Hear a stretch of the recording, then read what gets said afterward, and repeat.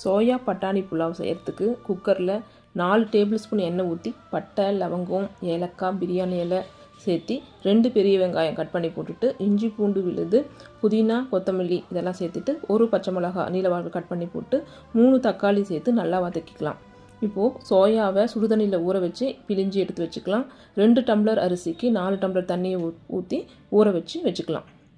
அதுக்கப்புறம் 1/2 ஸ்பூன் மிளகாத்தூள், 1/4 ஸ்பூன் மஞ்சள்தூள், 3 டேபிள் ஸ்பூன் தயிர் இதை சேர்த்து நல்லா வதக்கி விட்டுட்டு பட்டாணியையும் ஊற வச்ச பிழிஞ்சு வச்சுருக்க அந்த சோயாவையும் சேர்த்து நல்லா வதக்கிடலாம்.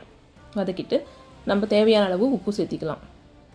இப்போ ஊற வச்சுருக்க அரிசியும் சேர்த்து நல்லா கலக்கி விட்டுட்டு குக்கரை மூடி வச்சு 3 விசில் சவுண்டு விட்டோம்னா நமக்கு சோயா பட்டாணி புலாவ் ரெடி ஆகிடும்.